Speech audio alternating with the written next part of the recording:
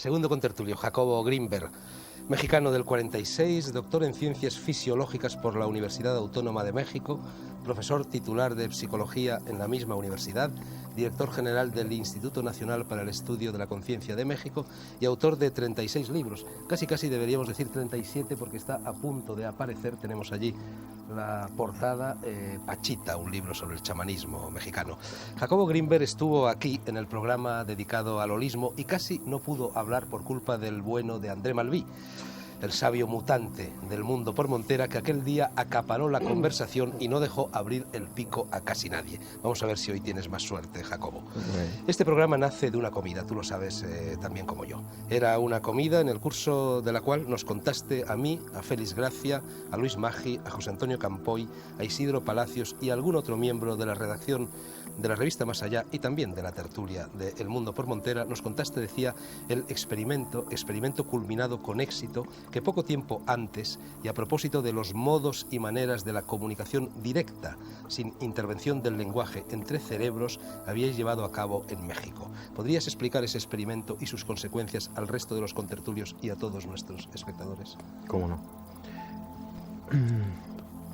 Bueno, el experimento lo que intentó fue ver si existían interacciones directas cerebro a cerebro. Como tú dijiste, sin el uso de la palabra, sin el uso de movimientos, sin el uso de sonidos. Entonces lo que hicimos fue construir una cámara sonoamortiguada. Esto es una cámara que amortigua la entrada del sonido del exterior, una cámara también visualmente opaca, trabajamos a oscuras totalmente, y electromagnéticamente aislada, de tal forma que impide la entrada de ondas electromagnéticas. En esta cámara invitamos a una serie de parejas, siempre trabajamos con parejas, a sentarse cómodamente, cerrar los ojos, no hablar, no tocarse, y en esta situación de ausencia de estimulación, lo único que existía era la presencia del uno y del otro. Más tarde o más temprano, lo que estas dos gentes empezaban a sentir era precisamente esto, la presencia del uno y del otro, hasta que llegó un momento en el que la sensación de la mayoría de ellos era que estaban en contacto directo. Un poco difícil definir, ¿no?, lo que sería el contacto directo. Se sentían uno al otro, sin necesidad de utilizar lenguaje. En ese momento, uno de los dos fue invitado a pasar a otra cámara que también habíamos construido de antemano con las mismas características. Esto es aislada, sonoamortiguada y electromagnéticamente blindada de la primera, de tal forma, y esto es muy importante, que no había posibilidad de que ondas electromagnéticas pasaran de una cámara a la otra, por lo menos de ciertas frecuencias. En esta situación les invitamos a permanecer en comunicación, o sea, seguir sintiendo la presencia uno del otro. El que se quedó en la cámara original fue estimulado, se le aplicaron una serie de destellos y registrada su actividad provocada ante los destellos, lo que llamamos un potencial provocado. Un potencial provocado, pues, es la respuesta de la corteza ante el estímulo, es una respuesta muy conocida.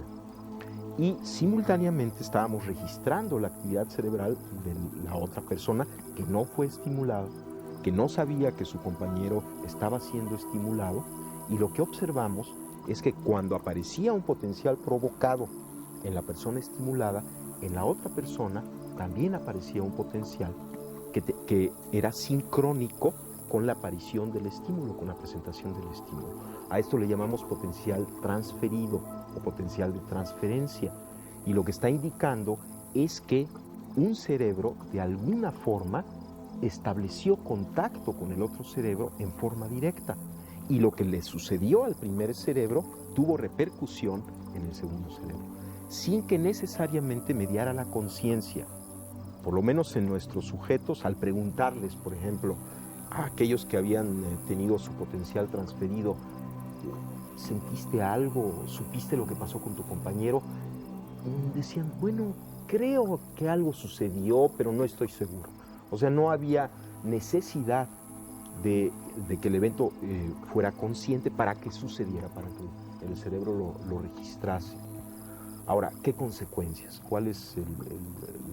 Son amplísimas, ¿no? Porque en primer lugar nos está diciendo que el límite de la actividad cerebral no es el cráneo, ni siquiera la estructura cerebral, sino que hay un nivel de actividad cerebral que, por así decirlo, trasciende la misma estructura. Y esto se puede explicar de muchas formas, como dijo antes el profesor Delgado. Lo importante en el cerebro son las interacciones interneuronales. Esto es lo que da la inteligencia, lo que da la capacidad cognitiva, etcétera, etcétera. Se puede asumir que como resultado de una serie enorme de interacciones entre los elementos neuronales, se creen campos de interacciones. Y estos campos de interacciones, que nosotros les llamamos los campos neuronales, puedan no estar, y de acuerdo a nuestro experimento, limitados por la estructura cerebral, sino que afecten la estructura del espacio y sean medios de transmisión de cerebro a cerebro. Ahora, esto indica que cada uno de nosotros está interactuando todo el tiempo sin que lo sepamos, sin que necesariamente tengamos conciencia de ello, entre nosotros. Existen interacciones, de tal forma que así como hay una red de interacciones interneuronales, podemos suponer la existencia de una red de interacciones intercerebrales.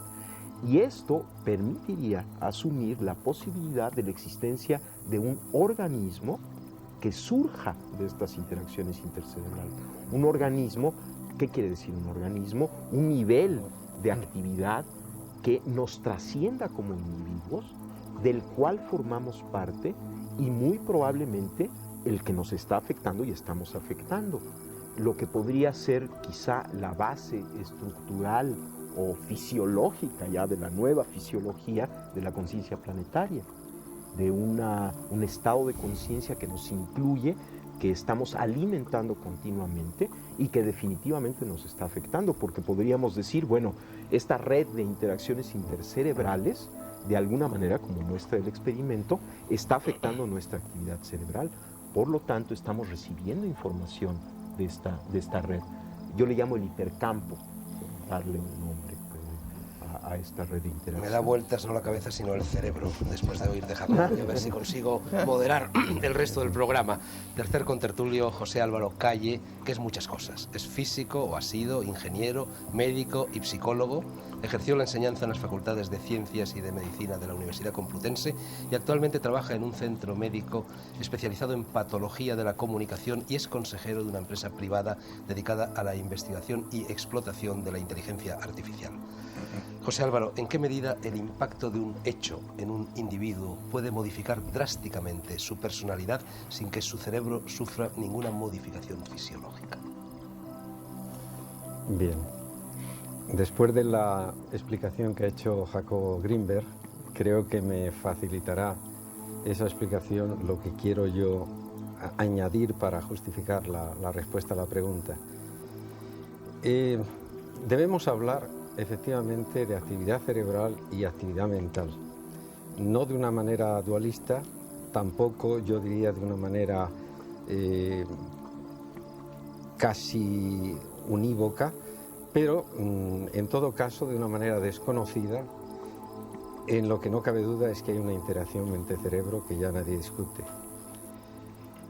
Hay una actividad química en el cerebro, hay una actividad electromagnética y hay una actividad, que es la actividad mental, que naturalmente hay que tener muy en cuenta y que es la que, en definitiva, en muchas ocasiones puede justificar lo que decía Jacobo Grinberg, no entendiéndola como una entidad, como un ente separado, sino como una realidad más. Entonces, ¿puede un hecho importante variar la personalidad? Bueno, yo diría que la pregunta es muy buena porque no tiene por qué aparentemente o inmediatamente modificarse para nada la estructura biofísica y bioquímica del cerebro y sin embargo cambiar radicalmente la personalidad. Voy a poner un caso concreto para aclarar ideas. Una persona ha sido entrenada maravillosamente, de forma que toda su actividad cerebral sea perfecta. Y además ha mantenido una alimentación perfecta y se ha desarrollado en un ambiente sociocultural también maravilloso. Y un día, con la voz más armoniosa y angelical, incluso yo creo que se le podría decir, como en el chiste por sevillanas, se le podría decir: mira, tu familia ha perecido abrasada en un incendio. Eso es suficiente para trastornar absolutamente el comportamiento en adelante de esa persona, si no estaba preparada su personalidad para resistir tal envite. Y yo diría que eso no tiene nada que ver con la estructura biológica o psicobiológica de la persona. En definitiva, creo que un hecho puede cambiar radicalmente la personalidad y, sin embargo, en principio, no afectar para nada esa estructura biológica. Ahora bien, lo que sí va a pasar es que, como hay una interacción entre la actividad mental y la actividad cerebral, va a repercutir ese impacto vía mental en el resto de la persona, se va a alterar la bioquímica, va a cambiar toda su actividad endocrina, cardiovascular, todo. Las defensas le van a disminuir a esa persona y, en definitiva, esa persona tiene tantas más posibilidades en resistir esos embates duros de la vida cuanto que esté mejor preparado mentalmente. Y ya para terminar, quisiera añadir algo que suena un poco a broma, pero corroborando lo que dice Jacobo Grinberg. Cuando terminemos esta emisión, yo propondría a todos los que estamos aquí y a todos los que nos escuchan que meditaran si nos llevamos a casa cada uno de nosotros nuestra mente, o nos la dejamos aquí, o continúa aquí de alguna forma y en nuestra casa también.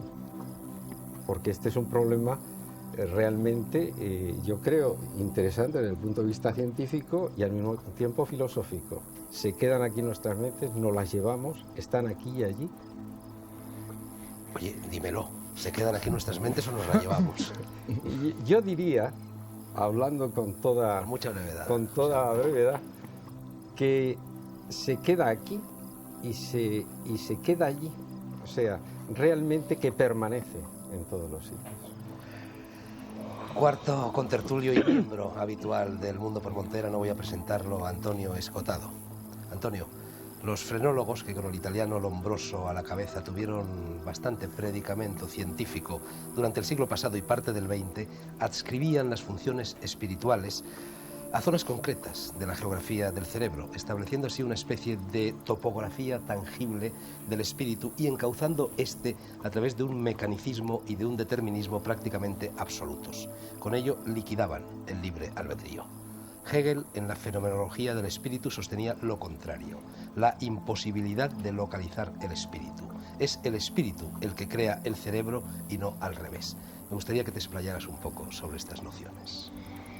Bueno, nos hemos reunido aquí a tratar un tema, como antes comentábamos, atroz. La piel es esencial para la supervivencia, pero aquí estamos hablando de lo que permite hablar, de la fuente del sentir. Aquí hablamos de aquello que permite tener conciencia y autoconciencia. En esa medida, entiendo que para empezar, aquí, aún más que en la física subatómica, es donde se aplica el principio de indeterminación. Las paradojas del contenido y el continente, de la condición y de lo condicionado, de lo ínfimo y de lo supremo. Cuando intentamos aplicar el principio de causalidad, por ejemplo, decimos: el sistema límbico es el origen o la localización de las emociones, o de ciertas emociones. ¿Hasta qué punto esto se distingue de decir que la forma de la uva determina el sabor del vino? Yo diría que la forma de la uva y el sabor del vino están conectadas, pero que al mismo tiempo son determinaciones libres en sí.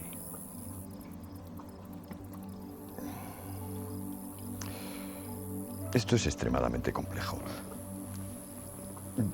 A mi juicio, la investigación que se permite tomar como objeto el cerebro, comprendiendo el cerebro como un órgano de extraordinaria complejidad, es el momento en el cual aquello que habla y siente, el espíritu, busca una imagen exterior para sí mismo. En el momento en que busca una imagen exterior para sí mismo, no tiene más remedio que plantearse como cosa, es decir, como elemento fijo, como medio y en esa misma medida como órgano, porque eso es lo que significa órgano, instrumento. En su formulación originaria, el espíritu se pretende lo contrario, es decir, fin en sí, pura relación, algo irretenible y fluido. Lo que resulta de la conexión entre este esfuerzo del espíritu por darse una imagen exterior y lo que el propio espíritu es que deja de ser pensamiento, sentimiento, inteligencia, para plantearse como algo que tiene pensamiento, sentimiento e inteligencia. Es decir, se expone a sí mismo como facultad, en vez de exponerse a sí mismo como naturaleza. Entiendo que es un tema donde normalmente nos desorienta la complejidad y, sin embargo, deberíamos atenernos a la sutileza. ¿Por qué es la sutileza el contenido de este asunto? En la medida en que las intervenciones previas de los contertulios son tan excelentes, yo no querría con la mía interrumpir la fluidez de este diálogo. Vamos a ver si tampoco nuestro quinto contertulio la interrumpe. Se trata de otro miembro habitual del Mundo por Monteras, el psiquiatra José María Poveda. José María, hace un mes yo acababa de regresar de Oriente, tú viniste a cenar a casa, estaba también Antonio Escotado, y yo os dije que para mí Oriente era algo así como la Virgen de Lourdes para los tullidos, que llegaba allí y en cuanto colocaba el pie en el aeropuerto de cualquier país oriental, inmediatamente todos mis males, todas mis preocupaciones, todas mis neuras, todas mis dolencias desaparecían como por arte de encantamiento, y que no me lo podía explicar, me lo explicaría si hubieran transcurrido 2 o 3 o 4 días desde mi llegada, pero simplemente al llegar en el mismo instante me parecía bastante extraño. Entonces tú me dijiste algo que me inquietó y que yo ahora te voy a lanzar. Me dijiste, bueno, Fernando, es que tú trabajas sobre todo con el hemisferio derecho del cerebro y en Oriente también tiene más peso en su vida, en su historia, en su cultura, en su civilización, el hemisferio derecho que el izquierdo. Después de eso yo casi me hubiera quitado el hemisferio izquierdo y me hubiera quitado ese que pues tengo en las manos. ¿Qué me querías decir con esta afirmación?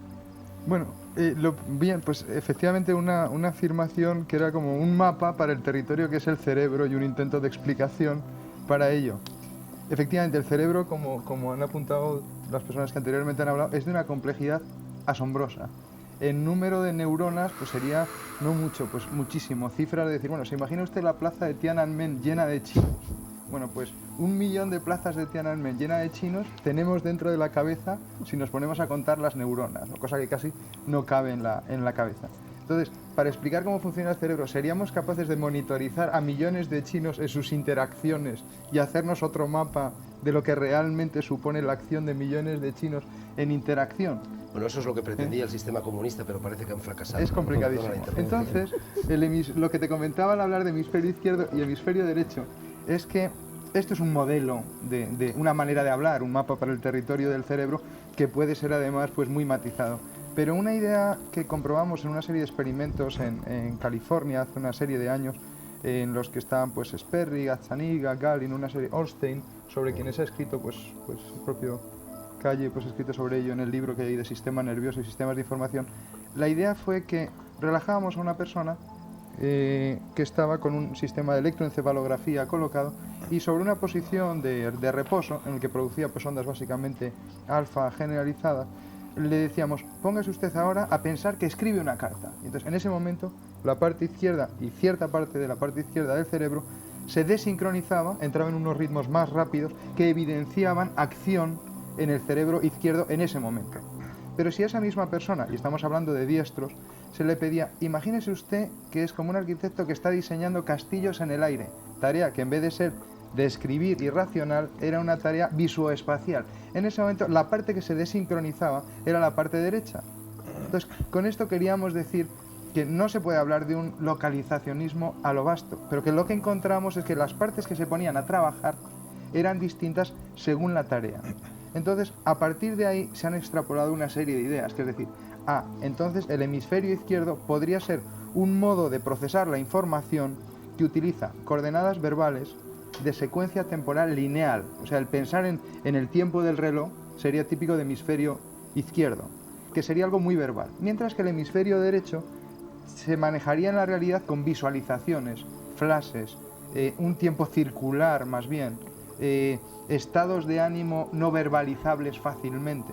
Entonces, en este sentido se quiere decir que para un europeo, cuando uno llega a Oriente, está todo como tan difícil de cosificar o de codificar a bote pronto, de ponerle la palabra, que ya el hemisferio izquierdo se desconecta automáticamente. La idea entonces es que el paradigma este del lado izquierdo, analítico, crítico, masculino, activo, occidental, en oposición a un lado derecho, pasivo, femenino, más capaz de recibir, es un paradigma que nos sirve en ocasiones para explicar, por ejemplo, al grupo de Milton Erickson le sirve para explicar la hipnosis.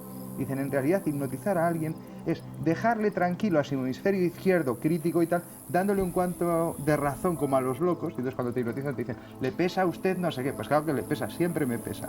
Y si pacificas al hemisferio izquierdo, pasas al hemisferio derecho de la persona y ya puedes hacer un trabajo de hipnosis. Para explicar incluso la creatividad según Sperry y Gazzaniga. Lo que dicen, un señor es tanto más creativo cuando sepa conectar el hemisferio izquierdo, el verbal, con el derecho. Y entonces, en la medida en que él haga síntesis de estos dos modos de la realidad, claro, el hacer esa síntesis es estar un poco en una frontera, que es lo primero cuando uno cambia de situación. Pues entonces tiene que ser un campo para la creatividad. Y esto lo explicaban a base de conexiones de ambos hemisferios, poniendo en relación cosas que no estaban en relación antes. Y este paradigma sirve finalmente para explicar cosas tan simpáticas como el propio chiste.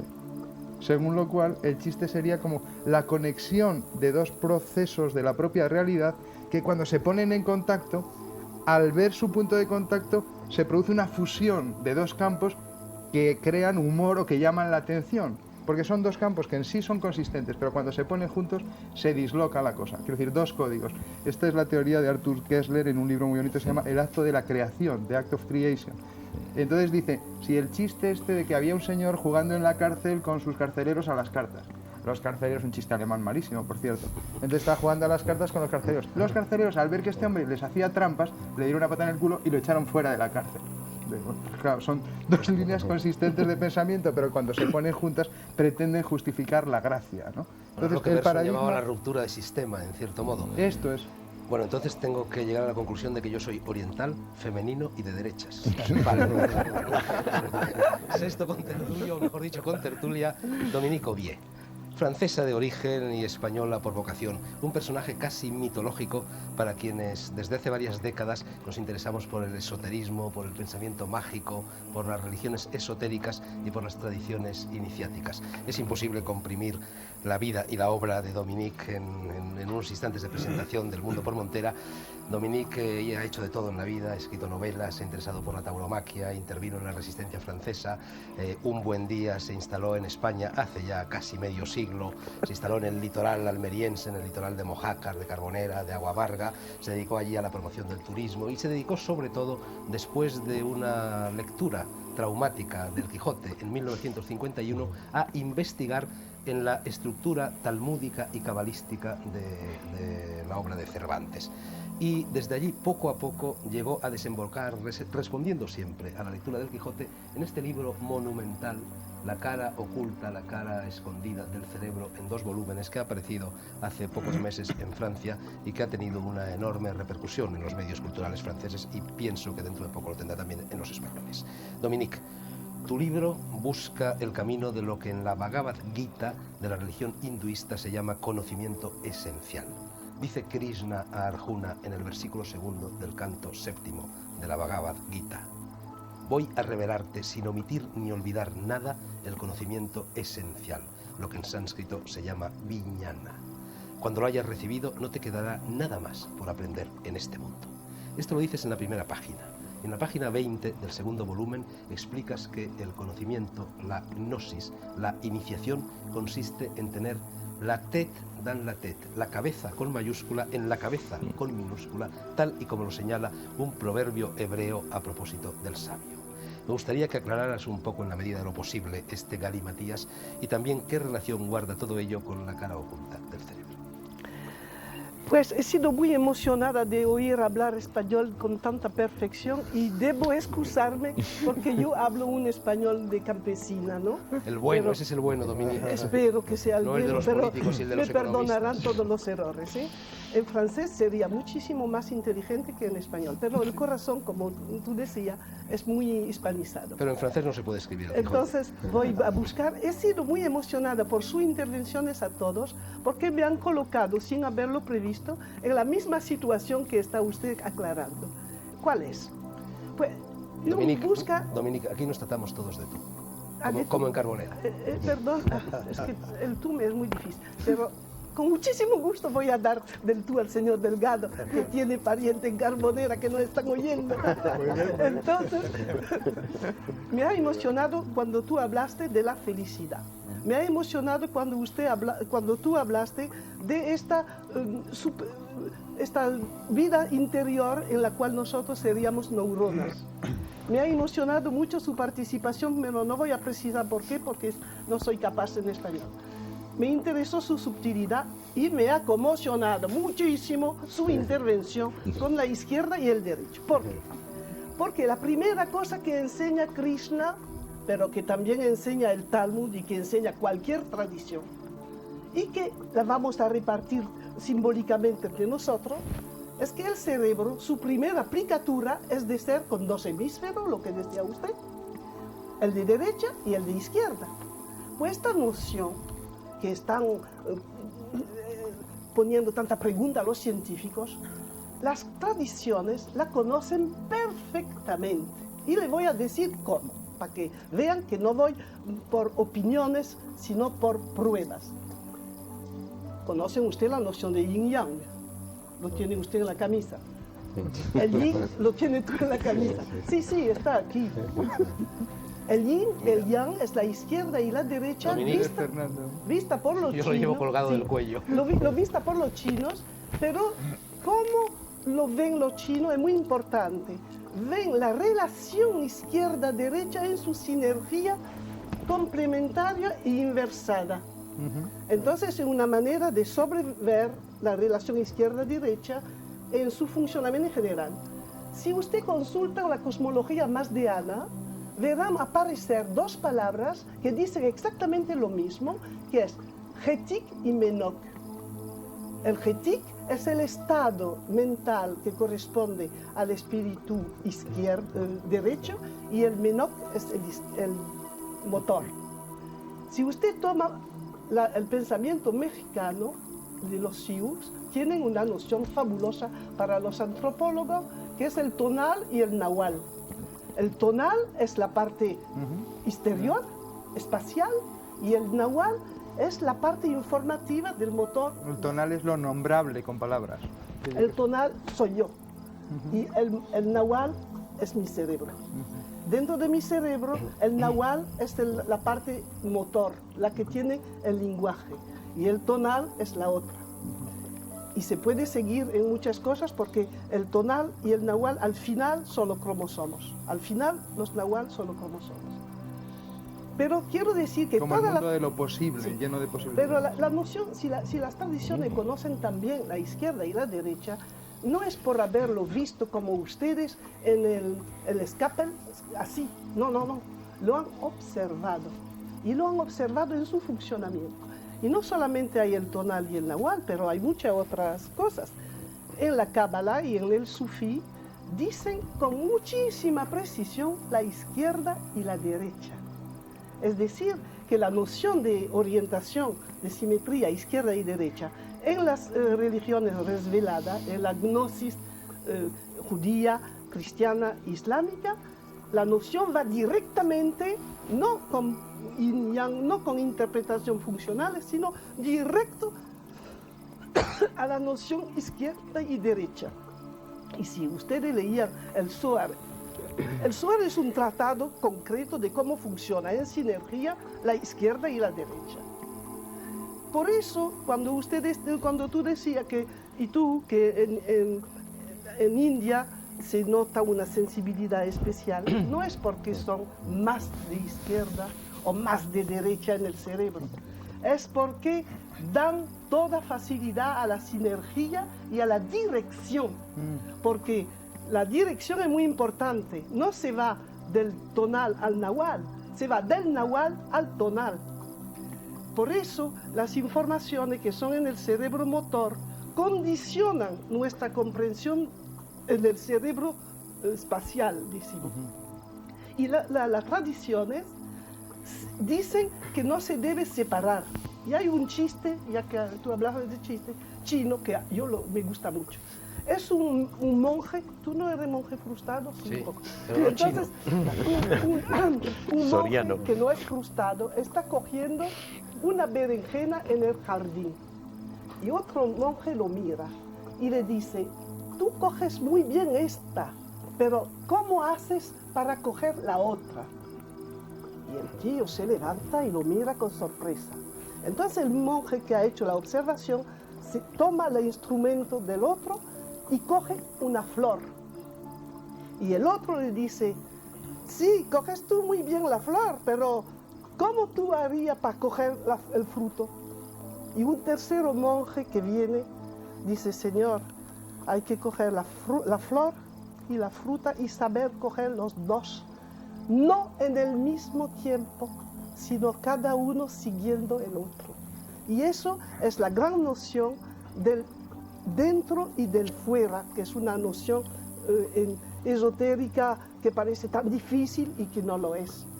Es que nosotros cuando tenemos una impresión o una información en el cerebro izquierdo, motor, inmediatamente se trasloca y se convierte en una sensación espacial, tal como se convierte en los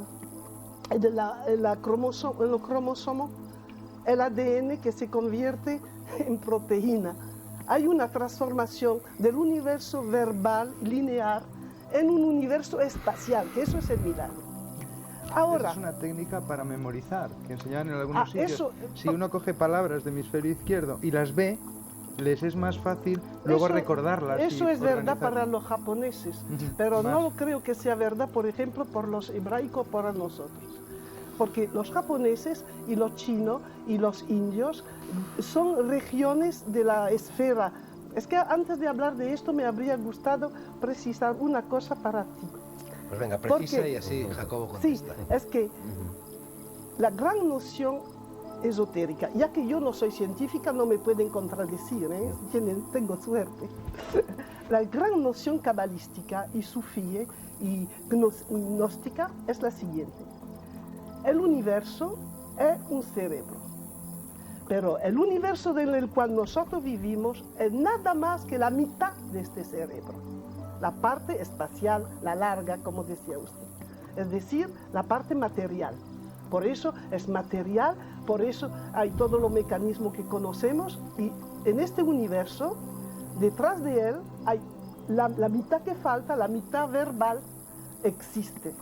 En la Cábala es una noción muy clara en gnosis bíblica porque se llama el príncipe de la cara, el que manda ahí, que no es Dios ni el creador, es la otra parte del cerebro.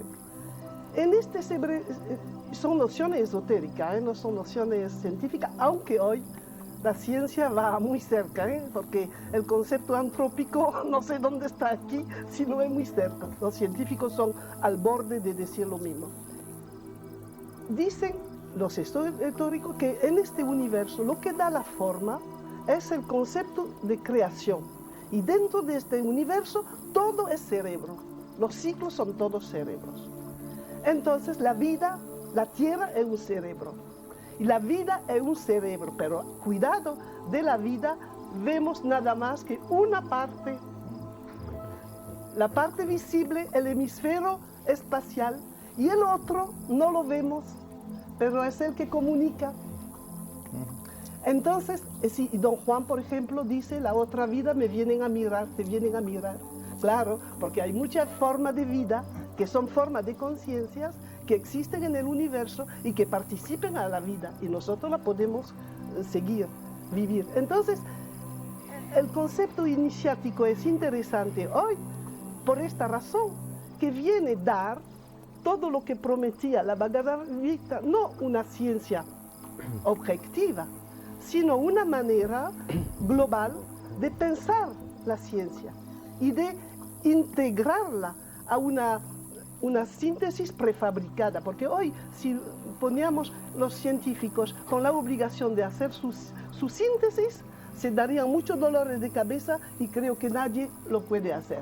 Porque yo he hecho un estudio, que lo hablo en mi libro, de todas las tentativas oficiales del mundo desde 1950, que son 40 años ya, para buscar la síntesis. Y no hay manera. No hay manera, porque la síntesis no es necesario hacerla, preexiste y está confiada a todas las tradiciones. Y lo que a mí me emociona, y eso lo quiero decir porque soy cabezona, es que es formidable de ver la ciencia y todas las religiones, todos los mitos, todas las tribus, la más mínima tribu de India o de África, saber lo mismo, a condición de saber de qué hablamos.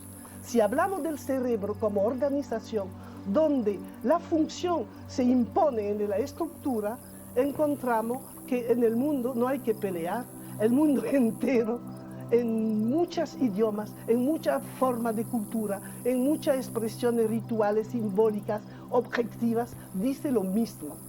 Pero hay que buscar los puntos en los cuales esta opinión se hace. Por ejemplo, hablándote a ti de la vida, te he dado un punto de unión. Pero por la felicidad del señor Delgado, se podía decir la misma cosa. La felicidad, tú has dicho, es cuando un cerebro funciona bien. Dominique, ¿me permites que te interrumpa? Sí. Porque se nos está yendo el programa entero. Eres casi peor que André Malví. Yo creo que en vez de seguir el camino de la felicidad, vamos a seguir el camino que había señalado en tu interpelación a Jacobo. Y Jacobo creo que quería decir algo. Y luego el profesor Rodríguez Delgado. Jacobo Grimberg. Bueno, Yo robo a todos más brevedad en las intervenciones porque se nos va el programa. Perdóname, que no me he dado cuenta. Nada, no te preocupes, pasa siempre. Bueno, ha sido muy interesante escucharlos y yo estoy de acuerdo con Dominique, ¿no? Lo importante es la sinergia. Y yo quisiera relatarles un experimento que hicimos en México, que está íntimamente ligado con algunas de las cosas que se han hablado. Durante varios años estuvimos registrando la actividad del hemisferio derecho y del hemisferio izquierdo, y lo que hicimos fue un programa con una computadora, un ordenador, en donde la computadora recibía la información de ambos hemisferios, la comparaba entre sí y dependiendo del resultado de la comparación daba una serie de señales a los sujetos. Por ejemplo, si las formas de onda de los dos hemisferios eran muy parecidas, la computadora daba un tono muy grave, un sonido grave. Si las formas empezaban a ser diferentes, las formas electroencefalográficas, daba un sonido agudo, de tal forma que el sujeto podía conocer, a través de un sistema de retroalimentación sonoro, el estado de su unificación interhemisférica y además aprender a modificar las relaciones interhemisféricas. Podía, por ejemplo, decidir incrementar la correlación interhemisférica yéndose hacia los sonidos graves o decidir incrementar la diferencia, la lateralización, yéndose hacia los sonidos agudos. Esto lo repetimos en más de 30 sujetos durante 3 o 4 años, porque lo que queríamos saber es cuál era la experiencia de la unificación, o sea, qué es lo que sucedía con la psicología del sujeto cuando sus dos hemisferios empezaban a trabajar en forma correlativa. Y lo que en todos los casos los sujetos reportaron es que a medida que se incrementaba la correlación interhemisférica y llegaban entonces los dos hemisferios a trabajar en forma coherente, su sensación era la de llegar o la de tocar un centro yoico, una unidad, un estado interno de quietud, de paz, de coordinación. O sea, había un isomorfismo entre su experiencia subjetiva y la correlación interhemisférica. En cambio, mientras menos correlación interhemisférica había, los sujetos reportaban una sensación de dispersión. Se sentían mal, se sentían que no estaban en unidad. Muy interesante. Los sujetos más entrenados reportaban que cuando lograban controlar a voluntad la correlación interhemisférica, esto es, incrementarla o decrementarla a voluntad, empezaban a sentirse como en una existencia, en un estado, en una localización extracerebral. O sea, no quiero decir que se salían de su cuerpo y veían su cuerpo, sino que sentían que su experiencia estaba localizada en un lugar que ya no era derecho-izquierdo, sino que incluía a ambos. En un segundo experimento, lo que hicimos fue hacer interactuar gentes que normalmente permanecen en un estado de alta correlación interhemisférica. Todos nosotros tenemos oscilaciones en nuestra interacción interhemisférica. No hay, a menos que seamos meditadores veteranos, un estado de continuidad en la correlación interhemisférica. Oscilamos a veces, hay más correlación, a veces hay menos correlación. Tenemos patrones de correlación interhemisférica que seguramente están asociados con esos estados de identidad o no identidad, de unificación o no unificación. Entonces, lo que hicimos fue hacer interactuar sujetos que estaban en diferentes niveles de correlación. Y lo que observamos, parecido al experimento de potencial transferido, es que el sujeto que tenía más elevada correlación interhemisférica siempre atraía hacia su nivel al otro sujeto. Esto es en la interacción preverbal, no sin verbalización, simplemente por la sensación de presencia mutua, el sujeto que tenía baja correlación empezaba a aumentarla. Y el que tenía alta correlación disminuía ligeramente su correlación hasta que llegaban a un equilibrio. Y pienso que esto está muy interesante pensarlo en términos de las relaciones entre nosotros los humanos, cómo nos sentimos unos con los otros y hasta dónde el estado de unificación de alguien cambia el ambiente. Yo estoy un poco preocupado, porque yo creo que tenemos una intercomunicación cerebral muy buena quizá entre nosotros, pero ¿tenemos la misma comunicación con esa gente que nos está oyendo, con nuestros telespectadores? Yo creo que no. Y entonces lo que yo propondría aquí es que en vez de tener el seminario de alta altura científica, a mí me está interesando mucho lo que está diciendo todos vosotros, pero mi cerebro está pensando en el cerebro de toda esta gente que nos está escuchando. Y se le escapa a esta gente un poco lo que estamos hablando. ¿No sería quizá más necesario pensar el cuáles son? ¿Quién eres tú? ¿Quién soy yo? ¿Cuáles son los estímulos que estructuran el cerebro de la gente que nos está escuchando? Pues claro que las cosas tuyas tienen una enorme importancia, pero eso puede explicar transmisión de pensamiento, maravilloso. Pero el cerebro de toda esta gente, lo importante son, como tú decías, Fernando, los inputs y los outputs, los estímulos sensoriales, y esto es lo que va a formar el cerebro de toda esta gente que nos está escuchando. Y yo entonces la pregunta que yo haría a todos es, ¿cuáles son los elementos estructurales de mi yo? Del yo de toda esta gente, de todos vosotros. ¿Quién eres tú? ¿Cuáles son las cosas que a ti te dan? No, es que eso es importante por lo que la gente nos está escuchando. Pero ¿puedes dar respuesta a eso? ¿Cómo? ¿Puedes dar respuesta a eso? Absolutamente sí. Porque el cerebro se estructura, como decía Fernando, por los estímulos sensoriales que nos llegan de fuera. Y esto, un poquito en contra de lo que decía Calle, modifica la estructura anatómica, neuronal y neuroquímica de nuestro propio cerebro.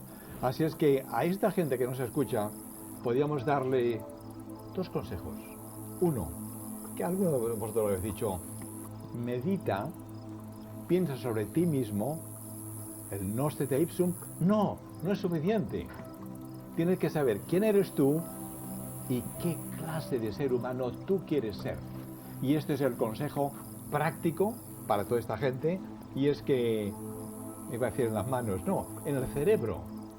Cada uno de nosotros tenemos la posibilidad de estructurar nuestra personalidad con una visión hacia el futuro. Los inputs y luego los outputs, de adentro y de fuera.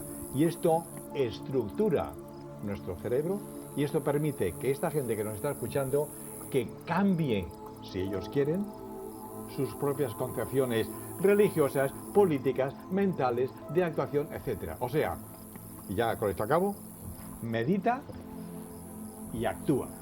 Y estos son estructuras cerebrales que te permiten modificar tu propia personalidad. Niño o niña, modifícala, medita y actúa. José María Poveda ha sido el primero en levantar el dedo. Sí, que esto de quién eres tú es una pregunta filosófica casi fundamental, pero la respuesta es problemático pensar que pueda ser verbal, que una respuesta verbal agote la respuesta a quién eres tú, y si decimos quién eres tú, cerebro, que sabemos de ti así un poco en plan mínimo, ¿no? Pues de entrada, por ejemplo, MacLean es una de las personas que han divulgado una noción también muy interesante, porque hemos dicho, derecho e izquierdo es una visión horizontal del cerebro, pero una visión de niveles del cerebro. La idea de MacLean era que cada uno de nuestros tus incluye, y casi de manera doble, 3 sistemas de cerebros. Incluimos el cerebro y la memoria, si se quiere, y las maneras de ritualizar y de agredir de los reptiles.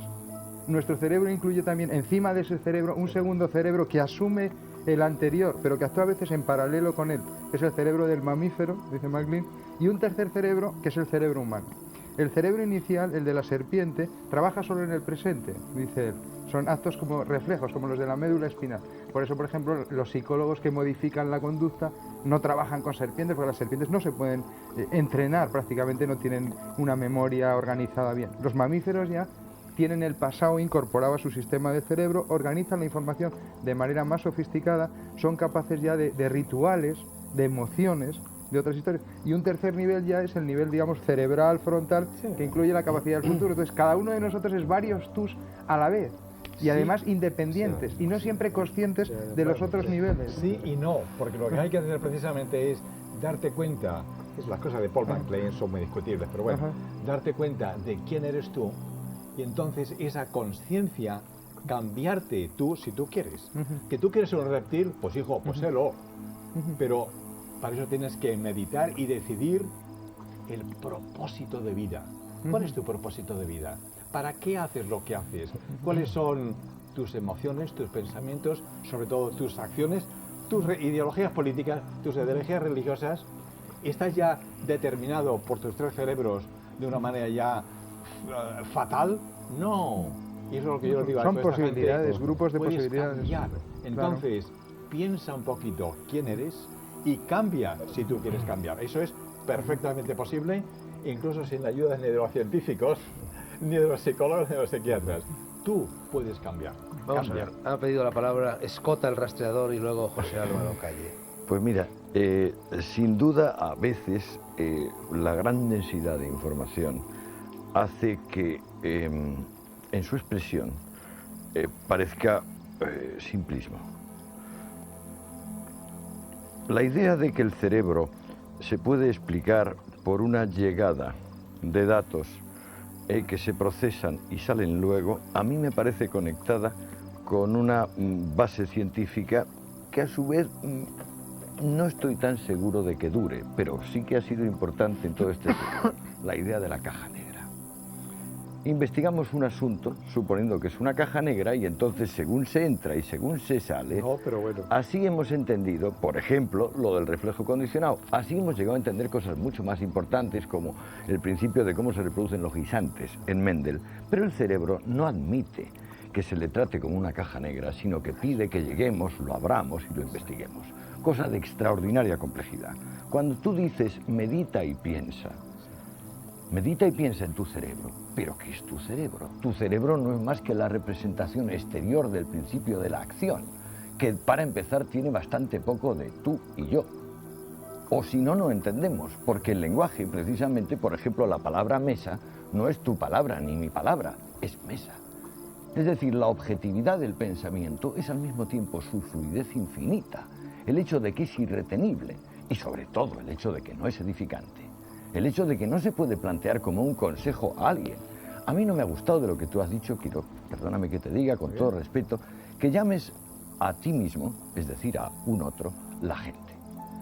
Y mucho menos que esto se circunscriba a piensa o no piensa. En realidad, creo que si lo pensamos con una cierta objetividad, aquí estamos esta noche con estas luces, no veo ninguna razón para imaginar que meditamos más que los demás. Ni la más mínima. Bueno, esa es la cosa maravillosa del cerebro, es que nos permite estar en discordancia. Claro. Y lo que yo digo es que hoy día hay unos principios neurobiológicos, que el cerebro es muy complejo, pues claro que sí, pero en esa complejidad hay cosas muy concretas, por ejemplo, la educación, y si tú no sabes neurobiología, tú vas a educar mal a tus niños y a tus alumnos. Neurobiología, educación. Pues estamos aviados, perdona. ¿Eh? Para ser padre, Estamos hay que saber aviados. neurobiología. Un poquito, bueno, no mucha, pero Neuroquímica. un poquitín, hay que saber, para ser padres, hay que saber educación, ¿no? Hay que estar educados. Y si no, tú vas a maleducar a tus niños. Ahora, lo que yo digo... Mañana mismo me voy a la Biblioteca Nacional y me pollo toda la neurobiología. No, mucha neurología, es muy poquita, es muy sencillita. Pero lo que quiero decir es que hay unos principios muy sencillitos que hay que saber aplicar. Y si no los aplicamos, es la catástrofe de la educación que tenemos en este país y en muchos otros países. Así es que hay una ciencia que es utilizable. ¿Que hay una complejidad? Pues claro que sí. Pero hay una ciencia que hay que saber utilizar. Y si no se sabe utilizar, pues las consecuencias las estamos viendo lo que pasa. Guerras, injusticia social, hambre, paro, 50.000 cosas. Así es que vamos a utilizar nuestra tecnología y nuestra ciencia mirando no al ayer, sino al mañana, con una proyección futurista de lo que tenemos que hacer hoy. Bueno, este era el consejo que lo estaba dando a los que nos escuchan. Claro, pero Que hay como que das hacer el algo consejo en vez del positivo para contenido, estamos en el mismo problema de la diferencia entre si el espíritu es un hueso, como decía Lombroso, o no. Si os parece, vamos a ver lo que nos quiere decir José Álvaro Calle, luego A mí, Dominico a mí Bien, sí me y luego gustaría, Juan María. pienso que es interesante que los que nos estén escuchando reciban una serie de mensajes que les sirvan de reflexión. Entonces, como gran reflexión, a mí me parece que los grandes interrogantes deben plantearse y dejarlos aquí. Por ejemplo, la ciencia más dura, la hardware de la ciencia, como es la física, es al mismo tiempo la más mágica. Y dice, por ejemplo, la física, identificándose prácticamente con lo que ha dicho Dominique, refiriéndose a la cábala o al sufismo o a la sabiduría oriental en general. La física más moderna hoy día dice, en el principio, parece el Génesis, antes del Big Bang, ni el espacio ni el tiempo existían, no ha lugar. Después, la física moderna de hoy día, del año 89 y 90, dice, seguramente podríamos afirmar que si desapareciera la conciencia o consciencia de los seres inteligentes que pueblen el cosmos, seguramente desaparecerían las galaxias, los planetas, el cosmos entero. Dicho de otra forma, sigo con la física moderna, no estoy hablando, lo que pasa es que es una metafísica, suena a metafísica, pero en el sentido más profundo. Sigue la física diciendo, de tal forma que el cosmos posiblemente lo crean. Aquí tenemos los espiritualistas, los idealistas de Berkeley, los propios habitantes del cosmos. Y otra cosa, el espacio, el único latinajo que voy a utilizar es este, el espacio de Minkowski, es el espacio vacío, potencial, lleno de posibilidades. Aparentemente no hay nada, ni siquiera energía. Lo que pasa es que hay energías positivas y negativas compensadas. Y en ese estado la entropía, la perfección es máxima. Y tenemos el Ein Sof de la Cábala. Cuando se rompe eso, aparecen las energías negativas, aparecen las energías positivas, aparece la degradación del universo, la entropía va aumentando más y más, y hoy día quedan unos retazos del universo primigenio, las supercuerdas. Esto no lo digo como erudición para que los oigan, sino para que se planteen que entonces la mente, ¿qué es? Pues la mente a lo mejor es una realidad que no obedece perfectamente a las estructuras de espacio y tiempo. Por lo cual, si no obedece a las estructuras de espacio y tiempo, no tenemos por qué empeñarnos en sacar longitudes de onda que entendamos o frecuencias o lo que sea. Claro. En el mismo ser humano hay unas diferencias brutales, como sabéis todos. Mientras que el oído, yo lo comentaba con vosotros, entiende de 6 a 6.000 hercios, en números redondos, la visión no es capaz, tiene que estar preparada la nuestra para identificar unas frecuencias que están en los órdenes de cientos de billones, con B españoles, de hercios.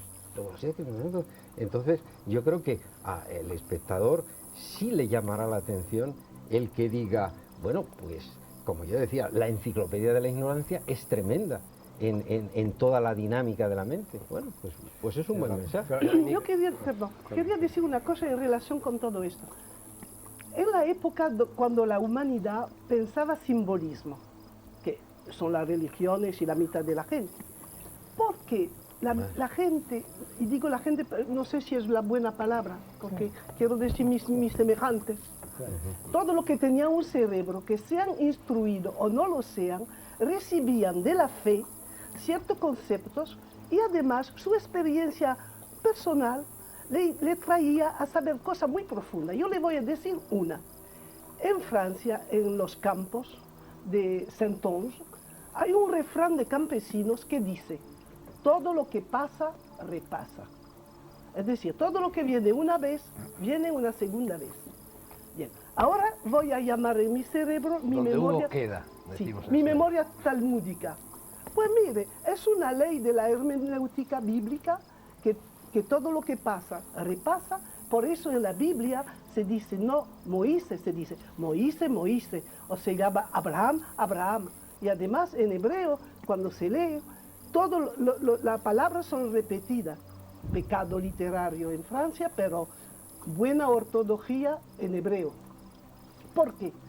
Porque las lenguas sagradas, como el hebreo y muchas otras, saben cosas profundas que lo sabían también los campesinos y lo sabe mi Juana en Carbonera, porque eso de pasar y repasar, vaya si lo sabe ella. Todos los gitanos de Carbonera lo saben. Lo saben por su experiencia íntima, porque han mirado su vida. Porque como esta gente no trabajaba mucho, pues pensaba bastante. Y tienen 15 miliardos de neuronas, tanto como tú y yo. Y alguna vez lo utilizan mejor que tú y yo en ciertas cosas. Porque en muchos consejos que me dan mi criada Juana, tiene ella razón y no yo. Porque ve otra cosa. Pero para ver los mecanismos profundos de la vida, son capaces. Y todas las tradiciones han sido formadas por gente sencillos, que tenían observaciones, sin gran ciencia. Eso no quiero minimizar la ciencia, porque la ciencia viene a confirmar ciertas cosas. Por ejemplo, lo de pasar y repasar, que a mí lo he recibido muchas veces por el chino, porque en China también en la versificación, en nuestra misma versificación... Dominique, vamos a decir pasar y volver a pasar, porque repasar perdona. en español significa otra cosa. Mejor, pasar, perdona. Pasar y volver a pasar. Esas son la ignorancia mía. El nacimiento se completaba. Un segundo nacimiento que tenía una virtualidad fundamentalmente espiritual. Es decir, que en ese sentido el segundo nacimiento tenía una dimensión religiosa, metafísica muy profunda. En ese sentido, por lo tanto, el tránsito, digamos, el viaje iniciático, era un tránsito que existe en nuestra época, pero a diferencia del mundo tradicional, nuestra época también concibe la vida humana como un tránsito. Sin embargo, en nuestra época ese tránsito no tendría una dimensión metafísica, no tendría una dimensión de alcanzar un más allá, de encontrar la raíz sobrenatural de las cosas y de la vida del hombre, mientras que en ese sentido el mundo tradicional encarrilaría, digamos, el concepto de la iniciación por este camino. El hombre nace natural, nace como ser biológico, necesita de abrirse al mundo del espíritu, por tanto necesita de completarse, y de ahí su segundo nacimiento, que de alguna forma, pues bueno, estamos hablando un poco de este aspecto aquí esta noche, ¿no? Sí. Emilio, sí. André Malví ha dicho en su introducción algo muy hermoso y muy profundo que se complementa muy bien con lo que tú, Fernando, has ido diciendo. A mí me ha impresionado mucho tu frase de buscar el viaje iniciático, el yo más íntimo. Yo pienso que no importa dónde se vaya, sino que vayas tú, como decía Séneca. Y sobre todo, el viaje no importa la parte que sea, pero que todo viaje exterior se transforme en un viaje iniciático. Y yo pienso en esa misma línea que tú indicabas, Sibila, al principio, porque además hay que felicitarte por la actualidad del tema. En un libro que acaba de salir, está en todas las librerías, se llama Sol y Sombra, del premio pasado Espejo de España, que hablaba de Buñuel y las relaciones con Dalí, habla precisamente de que todos teníamos que hacer el viaje iniciático. Yo creo que todo viaje tendría que ser no solamente una sensación de ver lugares, de ver sitios, sino de morir de algún modo nosotros mismos para buscar ese yo más íntimo de transformarnos. Porque yo pienso que tú lo has dicho, el yo más íntimo, André, cualquier parte, aunque sea pequeña, aunque sea un lugar que tengamos cercano, siempre yo creo que todo viaje iniciático debía de ser un viaje de estreno, de ese estreno de esa persona interna. Tú quizá, André, podrías ampliarnos. Sí, mira, te digo una cosa, es que primero, creo que cuando alguien llega al yo más íntimo, como dices, en realidad llega a los otros, a los demás. Quien llega a la verdad y no llega a los otros, no ha llegado a ningún sitio. El secreto del viaje iniciático es que es una especie de laberinto, en el cual, como bien se sabe, para no perderse, hay que siempre girar en la misma dirección, y que al final el que encuentras no eres tú, es el otro. No un otro en concreto, sino cualquier otro. En realidad, el viaje iniciático fundamentalmente es el encuentro con el diferente. No se puede tener iluminación, no se puede tener la conciencia clara de la armonía entre todo lo que existe, sin primero enfrentarse con el diferente. El encuentro con el diferente y la necesidad de que el diferente tenga todas sus caras, al igual que tenemos cada uno de nosotros, que soñar todas las caras que podríamos tener. Yo soy capaz de soñar que soy tú, o tú, o tú, o ella, pero no lo soy. La iniciación es lo que permite, una vez hecho todo el recorrido, de poder ser cualquier otro que se te enfrente, conocido o desconocido, sin tener que tener pelea para poder tener contacto. En realidad, el viaje iniciático es la materialización de algo increíble, que somos cada uno de nosotros el universo en su totalidad, y que todo lo que hacemos tiene que ver con el universo en su totalidad, y que todo lo que pasa en el universo tiene que ver con nosotros en nuestra reducida función egoísta, ridícula, mediocre y meprisable de tener un documento nacional de identidad. Bueno, pensando un poco con las personas que nos están viendo, perdona un segundo, te interrumpo nada más, con lo de Fernando, en lo de Fernando que me he quedado con la duda, es decir, Fernando tuvo ahí su viaje iniciático, es decir, un viaje iniciático tiene que ser también una ruptura. Sí, yo no me he querido meter con él por un motivo muy sencillo. A mí me ha emocionado. Mira, yo, el primer libro que yo escribí, que se llama Legfold, fue presentado con un texto leído por el príncipe Momar Bettisal, que vino a leer un texto escrito por Leopold Sédar Senghor, del cual acaba de hablar. Yo he vivido muchísimo tiempo en África, mis raíces íntimas están en África, yo me siento hermano a poder ser marido, porque me encantaría realmente serlo, de la pequeña Lucy, de las laderas del río Omo, que probablemente es el inicio mismo de la humanidad. Pienso que Fernando ha tenido la inmensa suerte de poder rodear el plato sin tener que comer lo servido.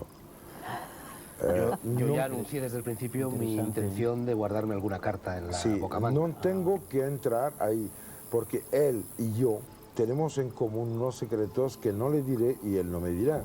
Hemos vivido lo bastante ambos en zonas ecuatoriales y también en desiertos.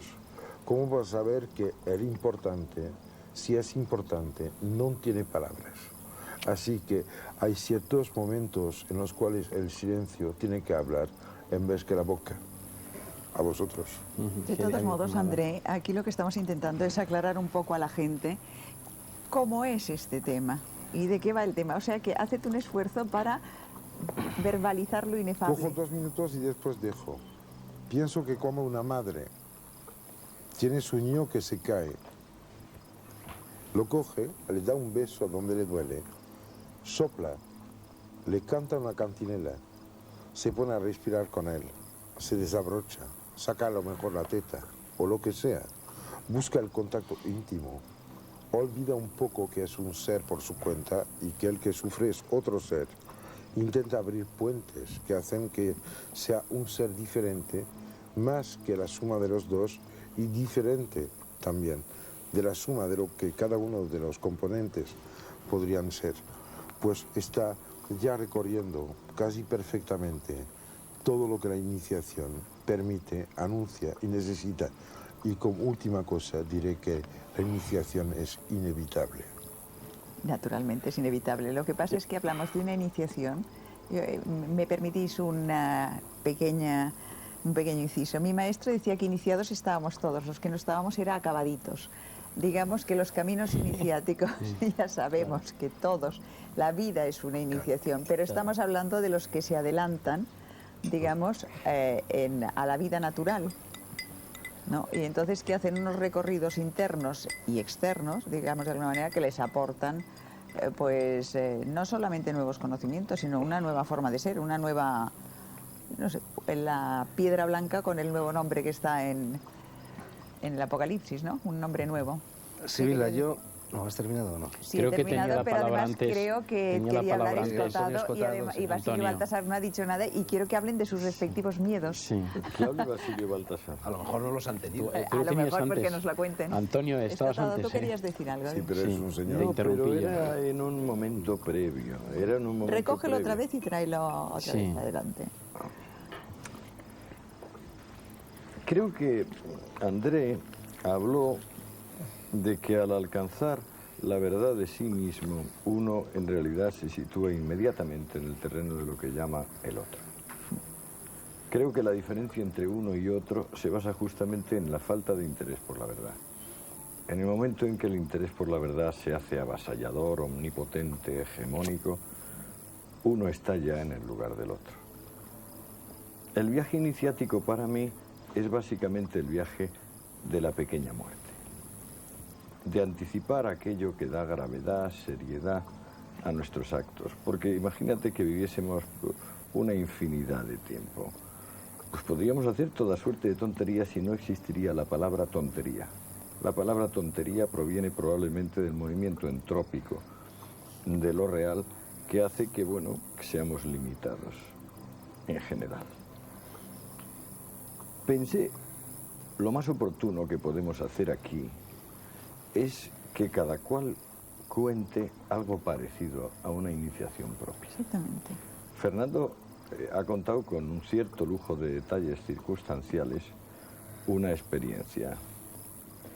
Yo he tenido varias experiencias, no sé, desde que me dijiste que este era el tema, me debato angustiosamente en cuanto a cuál sería la oportuna, en cuanto a cuál sería la menos privada.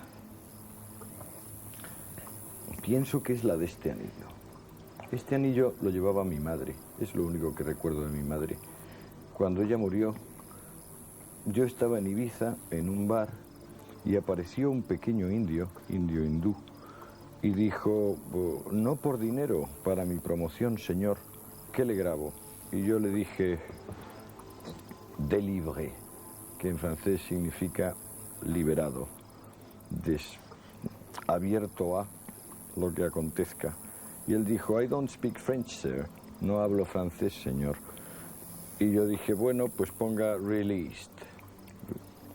Y puso ahí con un burrito released y con un cierto matiz entre cursi y hortera añadió un pequeño corazón con una flecha que lo atravesaba. Pasaron los tiempos y estábamos en una casa ibicenca, en una habitación ibicenca encalada, alicatada, como son las habitaciones ibicencas. Y de repente vimos el mar por la ventana como un trocito de azul y luego lo de arriba era el cielo. Bajamos buscándolo. Al llegar a la playa, no se sabe cómo, la arena se convirtió en una alfombra persa móvil y llena de objetos. Yo me di cuenta que irrumpía lo extraordinario en nuestras vidas. Entonces ella se arrodilló delante de mí y me dijo: ¿qué llevas en la mano? Y yo me quité esto. Pero entonces la miré otra vez, y aunque en Ibiza en aquella época no iba la gente vestida en la playa, la vi cubierta con un velo negro. Y miré hacia la izquierda donde ella indicaba y vi un gran tronco de árbol cubierto de sal, reblanquecido, que me pareció la cruz. Saqué rápidamente mis conclusiones entre aquella mujer con el velo negro y la cruz que yacía en la orilla y salí corriendo. Salí corriendo, atravesé el final de la cala y poco antes de atravesar el final de la cala encontré un pescador manco con un anzuelo. Me asusté sobremanera, ya iba asustado sobremanera, corrí todavía más, llegué a la otra playa más amplia que había y entonces cambiaron todos los ánimos. La arena volvió a ser arena, lisa y llana. Oí las voces de la persona que estaba conmigo chillando: Antonio, Antonio, ¿qué pasa? Entré en mi coche, dejé que la otra persona entrase en mi coche. Parece que ascendimos sin necesidad del motor de explosión hasta la vieja casa de donde estábamos. Miré mi mano y vi que quedaba una huella blanca. Dije: ¿cómo es posible? ¿Dónde está mi anillo? Lo único que tengo de mi madre. Y añadí: la tierra. Y ella dijo: no sé. Yo te lo di. Volvimos a la playa, recorrimos la playa, no encontramos nada. Pasaron 20 días. Aquella persona que había estado conmigo fue a las 8 de la mañana a un bar de Ibiza y vio una mano que se posaba en la mesa. En esa mano que se posaba en la mesa estaba este anillo. Y ella dijo: este anillo es de Antonio. Y la otra dijo: no es de Antonio, yo me separé de mi marido. Aquella noche decidí separarme de mi marido y me fui con mi amante. Y allí pasamos la noche en aquella cala y nos salió el sol, y cuando yo bailaba la salida del sol, entonces entró en un dedo de mi pie. Y además, prueba de que es mío es que dice liberada. Era una mujer francesa. Qué curioso. Oye, sí, te dejo, pero Basilio todavía no... Si es un segundo. Nos has dejado a todos. Porque estáis todos hablando de experiencias propias. Esperad un momento. Perdón un momento. Es medio minuto en terminar. Sí, sí. Medio minuto en terminar. ¿Qué conclusión saqué yo de esto? Que yo había sido un farsante. Que yo nunca había perdido mi anillo.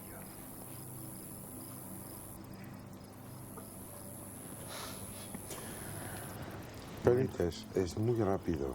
Hace de esto unos pocos años me encontré una tarde en Besalú, provincia de Gerona, en la calle, con un coche parado y dentro del coche un niño de 2 años, se llamaba Joffre. Era hijo de Lourdes y Jordi. Estaba muriéndose. Tenía el corazón latiendo a más de 500.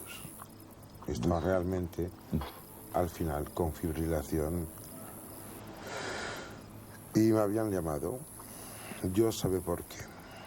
Fui ahí y me impresionó tanto este niño que empezaba y yo que al final podría acabar, que hice una especie de pacto diciendo: Dios, por favor, mira, vamos a equilibrar. Él pesa 12 kilos, yo peso 100. Vamos a intentar juntar. Le puse la mano encima, le bajó las pulsaciones, se puso normal. Y yo empecé a pegar saltos. Murió el niño, murió muy poco tiempo después. Lo impresionante es que el padre, la madre, los amigos que tenían alrededor, desde este momento han cambiado de vida. Yo creo que tenemos que ser muy humildes y dejar también sitio a esas almas pequeñas demasiado luminosas que llegan y que no pueden vivir toda una vida en el aspecto histórico, pero que sí sirven para que de golpe nos demos cuenta que somos los tontos que cogemos una cucharada de mermelada y la vamos extendiendo muy poco a poco sobre muchas rebanadas. Y yo pienso de que si hay una conclusión, y me callaré después, que habría que hacer con todo lo que se ha dicho y se dirá, sería que, por favor, humildad, porque sin humildad no hay iniciación. La iniciación es la tierra en la cual pisas, la lluvia que te cae encima, el sol que se levanta, el frío, el calor, el hambre, el amor. Pero eso es cierto. Bueno, pero ver, el por caso... favor, déjate hablar a Basilio, Sí, es porque verdad. yo quiero Sí, Yo saber... soy muy prudente cogiendo la palabra, pero cuando me la dan, no la suelto. Bueno, te perseguiré Ya te a ti avisaremos. entonces. Bueno, A ver, hombre, Leo. yo la verdad es que soy bastante escéptico respecto al tema del programa, porque escucho vuestras intervenciones con pasión de lector. Y voy a explicarte. Pues ya desde pequeños pues empezamos a rendir un culto y una admiración extraordinaria hacia ese gran género de la literatura que es el género de viajes. Y entonces, bueno, pues uno lee y uno se educa en las formaciones del mundo, en las dimensiones del mundo. Y quizá ahora yo quisiera hacer una rápida selección de 3 volúmenes. El de los viajes de Gulliver, el viaje de Jonathan Swift, el viaje a los imperios del sol y de la luna de Cyrano de Bergerac, y un tercer libro, podría haber más, por ejemplo, El viaje al centro de la Tierra de Julio Verne, pero el tercero yo citaría especialmente el de Kipling, El hombre que pudo reinar. Son 3 libros, son 3 viajes, pero lo verdaderamente sorprendente y la razón por la cual yo no puedo contar ni siquiera mentir acerca de ningún viaje iniciático es que uno sale de casa... Basilio, ¿me permites una puntualización pedante? Por favor. El cuento de Kipling no se llama así, lo que se llama así es la película basada en el cuento de Kipling. El cuento de Kipling El se hombre llama que La más quiso. hermosa historia jamás contada. Y además su Tienes toda la fundamento razón, es tienes toda la reconocimiento masónico. ¿eh? Pero dejarle hablar, por Dios. Sí, Basilio, sigue. Nota a pie de Basilio. página. Es que, Lo como malo es podéis que ver, dejes como podéis arrebatar ver, la palabra. la humildad será buena para la iniciación, pero no para los debates televisivos. Bueno, Muy bien. No, es que bueno estaría que el cine se comiera la literatura. A ver, cuenta, no, cuenta. es un fallo mío que además es interesante, pero de todas maneras viene a cuento de lo mismo, porque esa relación entre cine y literatura que algunos pues denuncian con un aparente rigor, yo quizás no sería tan riguroso en eso, pero bueno, no importa. Efectivamente, la novela es de Kipling y la historia es la mía. Y la película de Hitchcock, Entonces, que tampoco es manco. no la he visto, no sé cuál es. Maravillosa, pero el hombre que pudo ser rey. No sé. Bueno, Has perdido. decía, sí, bueno, estos 3 libros, exacto. Entonces uno, si soy humilde me vais a cortar todo el rato. Bueno, entonces uno lee estos 3 libros y sale de casa, ¿verdad?, a conocer el mundo, a conocer el viaje y quizás, probablemente, hipotéticamente, a esa iniciación sobre la que ha estado leyendo tanto. Pero uno no se encuentra absolutamente nada. Uno no encuentra el país de los liliputienses ni ninguna de las grandes regiones que describe Jonathan Swift, y uno empieza a decepcionarse. Uno tampoco encuentra el demonio de Sócrates, ¿verdad?, que se encuentra nuestro gran espadachín Hombre, a Cyrano lo de mejor es que lo Bergerac. buscas donde no está. No, Pero es que, espera, oye, la si me es que- interrumpís, me voy, ¿eh? No, estamos dialogando, esto es hombre. un diálogo. Masturbaciones Oye, esto es inglesas. un diálogo y aquí hay pero una es que relativa yo, libertad. Sí, Yo sí, por creo- supuesto, yo pero si creo yo estoy que- en el apartado de Mira, A ver, exposición de venga, premisas. Dejámoslo, venga, exposición dejámoslo. de premisas. Sigue, Bueno, sigue. Entonces uno no encuentra nada. Entonces luego uno lentamente empieza a sospechar que el mundo no sistematiza su escenografía con la misma capacidad arquitectónica con la que lo hace un escritor. Por ejemplo, con la misma capacidad con la que Fernando y Antonio nos han contado sus propios viajes iniciáticos. Entonces, sospechando esto, uno empieza a retraerse y a proponer el viaje más que como la ejecución de un tratado o de una guía, simplemente como el ejercicio de la suspensión del entendimiento, el ejercicio de la suspensión absoluta del entendimiento, buscando simplemente el abandono. Esto es una técnica que yo recomendaría. Es bastante ingrata en la medida en que no permite narratizar la experiencia, pero quizás nos permitiría descubrir algo que está implícito en el cuento y en la novela. Veo tu mano, es una indicación para que haga un paréntesis. Cuando te paras, me tiro. Simplemente que quiero hablar Y de la respecto. palabra. ¿Y quién reparte la Pero palabra? Vosotros os, podéis Bueno, interrumpiros entonces- relativamente. Entonces yo pues simplemente no puedo contar ningún viaje iniciático simplemente porque no he tenido ningún viaje iniciático. No he visto absolutamente nada en el mundo que me permita sospechar que tal cosa existe. Pero he leído libros y lo que puedo hablar es de los libros que he leído. Bueno, perdona, pero es que creo que hay un factor importante que se está dejando por alto.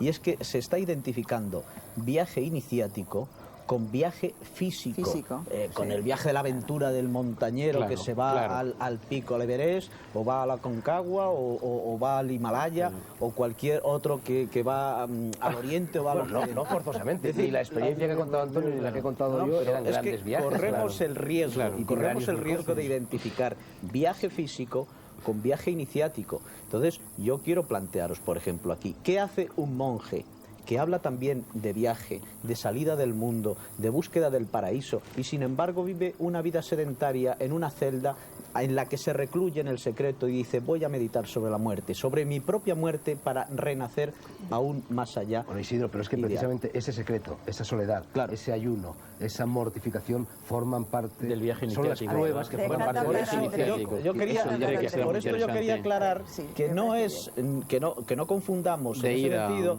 viaje físico, es decir, que el viaje iniciático no necesariamente tiene que ser un viaje físico. Puede haber otro tipo de viaje que no es Exactamente, físico. exactamente. Bueno, y cuando Basilio dice que él no ha emprendido ningún viaje iniciático, yo creo que está olvidando algo fundamental, y que lo ha señalado también André Malví. El viaje iniciático, por definición, es el viaje de la vida, que concluye precisamente en ese rito de paso que es la muerte. Y tú has iniciado, como cada hijo de vecino, el viaje de la vida y te has enfrentado al calor. Y al más frío, fuerte al que ese, amanecer, y el al viaje anochecer. de la parte de la Sí, vida que es la creo que los cultura a la mises. cual se dedica. Por favor, André. Si me permitís una cosa, creo que él está empezando viaje iniciático hoy. Esto es una estación de viaje iniciático. Punto y aparte. Y yo además te diría... No tengas Pienso que es muy peligroso limitarse en la lectura de las cosas antes que vivirlas. Está muy bien de que la masturbación existe, pero no permite ligarse a las señoras con las cuales se piensa. A nivel más rudimental, a niveles un poco más subidos, es evidente que el pensar que uno ignora no da derecho a seguir siendo tonto. Y un poco más alto aún, quiere decir que hay que empezar a ser humilde y a hacer con lo que se tiene, o sea, los pies, lo primero que se sabe hacer, que es caminar. Tontamente, empezando por el Mediterráneo, yendo hacia el Atlántico, como lo hizo mi hijo Mathurin, ¿no? Que a los 14 años se pegó los 800 kilómetros a pie con la mochila a cuestas, pues se ha encontrado con los sitios claves en los cuales de repente el hombre cuenta poco, porque el mundo, este mundo precioso, este planeta azul en el cual estamos, nos dice cosas que no hay palabras para contar. Bueno, nos hay unos dice- puntos, déjame acabar. Hay unos puntos claves en los cuales el espíritu se despierta. Hay sitios privilegiados en los cuales sopla el espíritu. Si no te mueves para buscarlos, no me creo que en una cuarta planta de una calle de Madrid, Barcelona, París o Toulouse va a soplar así porque te da la gana. Vamos a ver. Yo creo que hay que Déjame preguntarle hay una que cosa. hay André. que dejar sitio y tiempo Tú has a traído- lo que permite la iniciación. André, espera un momentito. Tú has traído unos diagramas que yo te he pedido, fantásticos, donde está un árbol de los sefirots judíos y un señor sentado en la postura del loto con todos sus chakras puestos ahí, sus vórtices energéticos, y con una vertical ahí, que es el camino de Kundalini. No vamos a extendernos sobre esto porque sería complicado. ¿Tú crees que los cabalistas medievales, los que estuvieron en Gerona, necesitaban ir de aquí para allá para cambiar, para subir de chakra en chakra? ¿O Te digo una para cosa. hacer un viaje iniciático? Cuando abres el ojo interno? interior, ves el universo entero. no hace falta moverte porque lo ves todo. Pero mientras no lo ves, mejor que te muevas. No es bueno sentarse en una gruta, no se puede alcanzar ese No, estado es que esto me te diré una cosa, al final basta pegar una torta a un guardia civil y acabar en Carabanchel. Pero de verdad esto no es todo. ninguna iniciación. Pero un Y si momento. bastaba ¿Cómo ponerme es esto de ver todo? en cuclillas para tener la iniciación, pues lo siento, todas las ranas serían Buda. Pero André, ¿cómo es esto de ver todo? Esto que estás diciendo. De verdad no es esto así. de ver No, todo. realmente yo creo una cosa. No está arreglado ninguna cosa en este universo. Los sentidos, hasta ahora, son solo la expresión de una relación entre el límite exterior de un cuerpo mal asumido con lo que lo rodea. Ya es una traducción de la realidad. La realidad no es lo que captamos, la realidad es lo que hay. A pesar que lo captemos, lo comprendemos o no. O no. Bien, la iniciación y el viaje iniciático es a través del viaje dentro del cuerpo, limitado, dentro del cuerpo extendido, que es el planeta, dentro del cuerpo mayor, que es la inteligencia, la mente, el mundo conceptual, lo que permite, ya que no haya diferencias entre el objeto al cual se atiende la mente, el espíritu, el ente espiritual que todos llevamos dentro, y la manera de acercarse a él. Yo creo que la iniciación es el arte de dejar y olvidar las palabras. Las palabras encierran las cosas en un sitio, en la historia, en el tiempo y en la cultura. Yo creo que la existencia y la experiencia está afuera de todo. La iniciación abre sobre un mundo sin palabras y por esto, precisamente, es tan Perdóname, te voy a difícil hablar preguntar de una ella. cosa. ¿Por qué sin palabras? Puede ser sin palabras, con palabras. Es que la iniciación, digamos, el mundo este superior, y perdona que intervenga directamente, a mí me parece que no renuncia a nada. No. Lo que quiero decir es que, quiero decirte que no, no, lo que quiero decir es que me si estás tú vas a dividiendo comer como un Wimpy, el mundo en un varias Wimpy en el facetas. aeropuerto de Barcelona, o en New York, o en Los Ángeles, o en los estados del maíz, en Estados Unidos, vas a comer cosas diferentes con la misma palabra. Cuídate de las palabras porque recubren cosas que son diferentes entre sí. Estamos de El acuerdo arte en esto. de tener respeto a la diferencia es lo que permite la conciencia, lo que permite la existencia y lo que permite al ser, al yo, de no estar limitado. En realidad se trata de petar los bordes del acuario. Sí, di, Fernando. No, yo creo, André, que estás desviando un poco el programa. siempre. Es decir, no se trata, No, como la ha señalado ya Sibila, no se trata tanto de abandonar o no abandonar las palabras. También hay que abandonar las palabras y muchas cosas más. Pero yo fundamentalmente creo que de lo que se trata, lo que hay que abandonar es la noción del espacio y la noción del tiempo. La vivencia del Totalmente de espacio y la acuerdo. vivencia del tiempo. Tú, me parece que fue en el primer programa del Sol de Medianoche, dijiste una cosa muy importante. Hablaste de la iniciación vertical, no horizontal, del chamán, a propósito de cuando el chamán se colocaba en conexión armónica con el espíritu de los bisontes y pactaba las piezas que podían ser cazadas o no cazadas ese año. Con el yo creo que señor de los fundamentalmente animales. el viaje iniciático es esto, es pasar de la postura horizontal a la postura vertical, que es la que nos va a permitir ascender del microcosmos al macrocosmos.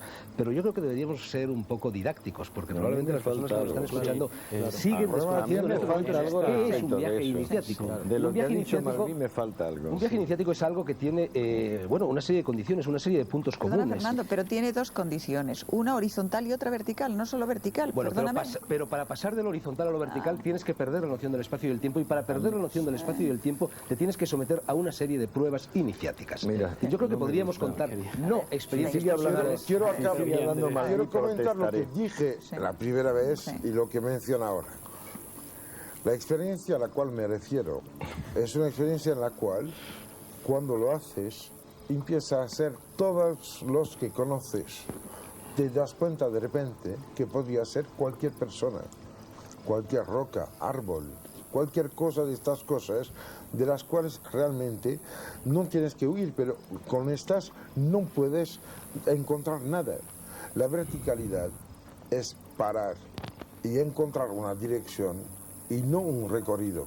La dialéctica de direcciones o ejes y recorridos se encuentra en Ibn al-Arabi, se encuentra en Los viajes de Mahoma, el Laylat al-Qadr y el Laylat al-Miraj. Pero es que no es solo eso, no es, perdóname André, no es solo eso. Hablamos por una parte como si hubiese solamente la palabra y el silencio. Entre la palabra y el silencio, el poderoso trabajo, la paciencia de lo negativo, descubrió el concepto. El concepto admite muchas palabras, pero al fin y al cabo no se modifica en sí. Yo creo que por una parte está la persona singular soberana. Persona singular soberana. Y por otra parte, la inmensa magnitud de lo real. No hay contradicción entre la persona singular soberana y la inmensa magnitud de lo real. El viaje iniciático es ese punto donde se conectan una cosa y la otra. Por eso mismo lo de vertical, horizontal, lo de palabra, silencio, las habituales oposiciones cesan. Una persona puede resolver, como en el viaje que yo contaba, que es nada más que un farsante, y no con eso cambia su concepto del universo. Bueno, naturalmente, porque el viaje iniciático fundamentalmente consiste en abandonar el mundo de la dualidad. Claro. Por supuesto, que toda oposición desaparece, claro. Pero no toda oposición. La oposición que hay entre, por ejemplo, el votante y la persona singular soberana, que es una oposición infinita. Es como la que puede haber entre el cenit y el nadir, ¿eh? Porque tiene muy poco que ver la persona singular soberana con el votante. O la diferencia entre el Dios digno de su nombre y el tiranuelo que pide dogmas, no hay punto que es la misma oposición que entre el nadir y el cenit. Pero por Dios, no el punto es en un universo que no tenga cenit y nadir. Pero hay una cosa que me molesta, es que realmente a mí me gustaría de que el testigo de la geografía del país en el cual hablamos hoy, España, tú, nos contase, porque eres demasiado silencioso, igual que el No, es que no soy silencioso, es que estamos con admiración escuchando la disertación académica. Académica. A ver, hazme un favor. Un coñazo. No es cierto que los momentos claves de tu vida, los momentos en los cuales has tenido la intuición perfecta de tu felicidad y de tu existencia, han tenido que ver con una ubicación concreta. Sin duda ninguna. No es cierto que tienes una veneración a ciertos recorridos. Sin duda ninguna, y además que hay determinados sitios que producen una vibración tremendamente positiva. Pero vamos a descender un momento y vamos a descender a esos televidentes que nos están viendo repartidos por toda España. Y yo, cuando me indicaron el tema de este programa, había leído libros, nunca me había preocupado si en mi vida personal, no es ninguna petulancia, había tenido ese viaje iniciático del cual estamos hablando aquí. Y yo creo que muchísimas personas que nos están viendo y nos están escuchando, posiblemente ellos tampoco habían pensado en ningún momento si habían tenido un viaje iniciático. Y la síntesis sería que un viaje iniciático es una transformación. Y entonces vamos a la esencia del viaje. Y respondo en tu pregunta, hay determinados sitios que transforman, que cambian, que modifican. Y yo creo que el mensaje, quitando esas palabras grandilocuentes, el mensaje o el testigo que les pasamos a las personas que nos están viendo y escuchando, es que el viaje lo enriquecieran de algún modo. Que el viaje no fuera simplemente el traslado de un sitio a otro, que la palabra turismo la desterráramos y que el viaje lo enriqueciéramos de un modo de lo que decía al principio, transformarse personalmente, enriquecerse, buscar ese yo que tú has querido, que es un yo en nosotros, es un yo abierto, porque es que entonces llegamos a la esencia del viaje. Pero lo que tú estás proponiendo, Emilio, y haces muy bien... Deja, que te voy a dar la palabra. Déjame un momento solo, Andrés. No, déjamela. El turismo por la peregrinación. ¿Qué es lo que hace el peregrino? El peregrino busca un lugar de poder, busca un lugar iniciático, pero ojo, la iniciación en realidad no está en el lugar de poder. La iniciación está, como señala Cavafis en su célebre poema Ítaca, está en el camino, en lo que se recorre en el recorrido. Entonces es el camino jacobeo lo que convierte esa experiencia en algo iniciático, el caminar. Si no se camina no hay iniciación. Hay que alcanzar esa meta, hay que alcanzar ese ónfalos, hay que alcanzar ese lugar de poder. Tenemos que tener la mediación. Tenemos que tener en cuenta que de dónde nos viene a nosotros esta palabra iniciación. La iniciación como tal palabra y como tal concepto y como tal práctica no existe en nuestro tiempo. Sin embargo, es una palabra que nos viene del mundo tradicional. Perdona, existe en nuestro tiempo. Estoy de acuerdo. En el mundo moderno lo que existe es una contrainiciación. No digo en el mundo, pero no excluyes que haya iniciaciones. Digamos, para buscar un poco el fondo de la cuestión. La iniciación fundamentalmente está en relación con la condición humana. Es decir, el mundo tradicional consideraba al hombre como inacabado en tanto en cuanto no se iniciara. Y se iniciaba el hombre adquiriendo la condición humana en cuanto se abría al acceso de una vida religiosa profunda, en el sentido vital. Perdón, y en el sentido déjame que te doctrinal. interrumpa, que hago muy mal. Perdona, un misterio. perdona un momento, déjame que te interrumpa. Nosotros, muchas cosas referentes a este terreno, no entiendo muy bien por qué las llamamos religiosas. Bueno, porque la verdad es que yo, después del tiempo, lo considero es todo menos religioso. Hablemos del espíritu. Porque Del espíritu, hablemos del espíritu. espirituales sí, pero lo religioso. religioso se refiere a lo que los griegos llamaban sacro y eterno. Claro. Hay algo Bueno, sacro y eterno permanente en la vida. El que lo olvide, ay de él. Y voy a decir otra cosa. además, No, si me parece Pero ¿quién fantástico. pierde la evidencia? Y voy a decir otra porque cosa. habla y porque hace comentarios. Además es una experiencia unitiva la de la iniciación. Pero no Une lo religiosa. que estaba diabólicamente Pero no, separado. pero no por, Y en ese religar, sentido- en ese sentido no religioso. forzosamente No me religioso, agarres. Fernando, porque un tantrica no es religioso. Hombre, yo creo que sí. No, no puedes decir que lo Entonces sea tendríamos que empezar a exactamente discutir eso. qué llamas tu religión o no. Religión, el concepto religioso. Nosotros cuando hablamos tenemos que hablar de lo que se considera aquí en no este es la país nuestro concepto de religión. No es cuestión de las venga. palabras en André. este sentido. No, André. No, pero André, espera, por favor, perdona. yo voy a terminar. Termina. Por la sexta vez pido palabra. Perdona, yo voy a terminar las dos manos. A ver, Entonces, di. ¿por qué Los dos. he dicho que el mundo moderno en este sentido vive Es también en tránsito? Es antiiniciático. decir, el aspecto, como decía Mircea Eliade, el mito se ha hundido, pero queda la cáscara. En ese sentido, también en el mundo moderno, el tránsito, la idea del tránsito, el pasar de, por ejemplo, el paso de la pubertad a la edad adulta, como existía en el mundo Coño, tradicional. hablas de una Guinea sentado en Oxford. Perdona. Bueno, Entonces, siga, A ver. el tránsito existe, pero el tránsito en el mundo tradicional conducía al hombre a una realización interior muy profunda y espiritual y le abría un mundo Sí. total y se integraba en esa totalidad, mientras que el tránsito en nuestra época no conduce al hombre a esa vida espiritual, sino que le aparta de ella y le solidifica interior y exteriormente. Por eso esto se transforma en una contrainiciación. De ahí se deduce que la iniciación está fundamentalmente relacionada primero con la condición humana. El hombre nace inacabado y se completa en la medida en que accede al mundo del espíritu. Y entonces deducimos, la iniciación tiene que ver con ese acceso que nosotros realizamos en nosotros mismos, en ese otro al que nacemos, al mundo espiritual. Venga, André, André. venga, Ya André. está. André. El nenúfar nace buscando el fondo para tener fango. Y si no, no tiene flor. Bueno, ¿y Esto qué nos- para las referencias. Bueno, bien, vale. ¿Y qué quieres Ahora voy a decir aclarar con una esto? cosa. Fernando,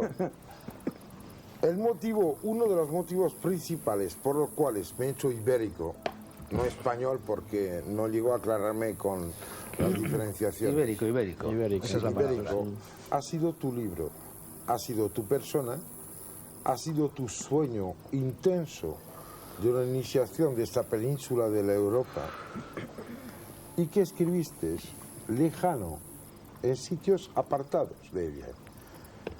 ¿Te acuerdas? Te conté que nos conocimos en Angkor Wat. No te acordabas. Tengo la dedicatoria tuya en el primer tomo de los 4 libros de Hiperión. ¿Te acuerdas? Bien. Yo creo que realmente hay un inmenso pecado que es el de poner condicionantes casi imposibles para que alguien tenga la iniciación. Yo creo que la iniciación es tanto el hombre que empieza a hacer una pared y la hace bien, un hombre que coge una tabla y la corta bien, un hombre que coge una pluma y la usa Por lo bien. pronto, Oye, la iniciación André- requiere voluntad de iniciar. ¿Puedo acabar? Hombre, No, si no, tú- ¿Puedo André, acabar? André, No André. estoy esa hablando tabla- de los compañones, estoy hablando de la francmasonería, Claro, si tú hablas- estoy hablando de la conciencia de lo que se hace acompañada de la conciencia de con quién se hace y del por qué. Yo creo que el iniciado que no deja paso a los que no saben no es ningún iniciado. Creo que El iniciado está a la disposición de los que no saben, siempre y cuando estas personas quieran iniciarse y estén decididas a dar ese paso. Y antes de dar ese paso, el iniciado, el maestro, avisa al futuro discípulo de que si emprende ese camino y no llega hasta el final, es derrotado por cualquiera de estos enemigos del conocimiento, se queda convertido en esclavo del templo para el resto de sus días y solo en futuras reencarnaciones. El que sirve a los que no saben es el que sabe. El iniciado está al servicio, nunca manda, nunca tiene un derecho, nunca puede ejecutar ningún mandado sobre nadie. Si alguien está iniciado, estás cometiendo un verdadero sacrilegio. Andrés, pero si no es eso, Andrés está queriendo hablar de la iniciación democrática. Claro, te has quitado la palabra de la democrática. No puedes eso es una contraindicación. ¿Qué es esto? Si no me dejáis hablar, me enfadaré muchísimo. Eso es una contraindicación. Sibila, yo creo que quiere hablar. Sibila se va a enfadar, por favor. Me voy a poner rabiosa. André, en las antiguas iniciaciones, a palo limpio iban los discípulos. Maestros han habido que de un barazo se han cargado a un señor y no por eso dejaban de ser maestros. Que luego tú estés de acuerdo o no, o que creas que ese no es el sistema, pero los ha habido. No voy por ahí. Yo digo que estamos en 1990. Me parece bien, pero no desvalorices mucho. Pero si la iniciación la propicia el hecho de que vamos a morir, el hecho de que vamos a morir obliga a todos a iniciarse. Lo que pasa es que unos se inician a una cosa llamada por otros psicosis, a otra cosa llamada por otros neurosis y a otra cosa llamada por otros cumplimiento. ¿Tú estás convencido? La iniciación es inevitable, todo el mundo se inicia. Todo el mundo, sin excepción. Lo que pero la mayor parte de la gente, como tú has señalado, solo en el momento de la muerte se inicia. Y en cambio hay algunos otros seres que intentan iniciarse antes. Porque tienen antes la muerte. Porque antes han hecho frente a la muerte. Naturalmente. Por eso la prueba iniciática es porque en vez de ir al médico, se han quedado en su casa pensando en la muerte. Efectivamente. Fernando había empezado un tema que luego le hemos interrumpido. ¿Cuál es, o sea, para la gente que nos estás viendo, el punto de partida de la iniciación, cuál es? O sea, y también la otra pregunta es, ¿está reservada solo a unos pocos, a todo el mundo? Está reservada a muy pocas personas. Bueno, yo antes he mencionado los Reyes Magos y los pastores, es decir, el pueblo llano que acudió al portal de Belén y los iniciados que acudieron al portal de Belén. Yo creo que no todo el mundo puede, ni quiere, ni debe iniciarse. Hay un libro fantástico que probablemente conocéis todos, Los grandes iniciados, de Edward Shigey, donde recrea, de una forma un poco falsa, un poco como Ivans recreó el palacio de Gnosos en Creta, pero bueno, puede servirnos para ejemplarizar. Shigey cuenta en este libro cómo se producía la iniciación en los templos del antiguo Egipto, que al fin y al cabo es la iniciación más antigua que conocemos, a no ser que nos remontemos a la Atlántida. Bien, en los templos del antiguo Egipto, cuando una persona quería iniciarse, ya tenemos aquí la primera condición del viaje iniciático, la voluntad de querer iniciarse, la voluntad de querer adentrarse, recorrer ese laberinto, enfrentándose a una serie de pruebas para alcanzar, como hace Teseo, en el mito de Teseo, el Minotauro justo en el centro del laberinto y empaparse con su sangre, ver cara a cara a la muerte allí. Entonces este individuo llegaba al templo, llamaba a su puerta y le abría el padre portero, por así decir, el hierofante portero. Y entonces, cuando el individuo que llegaba persuadía de que verdaderamente era sincera su voluntad de ser iniciado, entonces le avisaban de lo que le iba a suceder. Te vas a enfrentar a horribles pruebas, si las superas te iniciaremos y si no, el resto de tus días, como he dicho antes, los pasarás convertido en un esclavo del templo y no tendrás ninguna otra posibilidad de reivindicación. Déjame terminar, termino enseguida. Entonces este individuo, precisamente para hacerle abandonar estas nociones de espacio y tiempo, era abandonado a lo largo de esas galerías secretas del templo, de las pirámides, donde lo mismo se pasaba 3 meses o 30 años, porque había perdido la noción del tiempo, igual que cuando se ingiere una droga psicodélica, un alucinógeno, metido en una celda con agua hasta la cintura, lleno de sabandijas, de ratas, caminando por galerías interminables, sin ver ni la luz, sumido en la oscuridad, en el ayuno, etcétera, etcétera. Y así, poco a poco, ese individuo iba desposeyéndose del tiempo y del espacio, que es donde transcurre la actividad racional.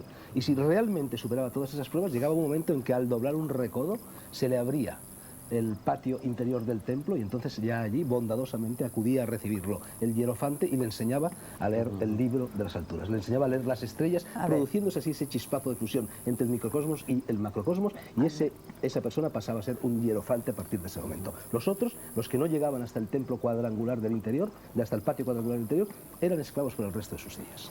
No democraticemos también esto. Y que se le dice, ¿qué quieres ahora? Y dice, la luz.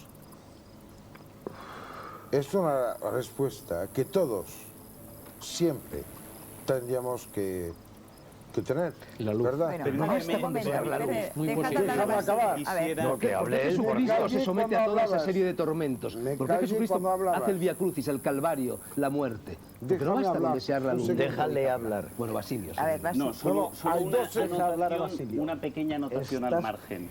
Está inmenso. Quiero Andrés. papel y bolígrafo. Hay, Inmenso, una- Andrés. hay Papel un y pluma. poema de un pequeño poema de un poeta sufí que creo que es Yunus Emre, un poeta sufí turco, si no me equivoco, o si no me corrige Fernando. También creo.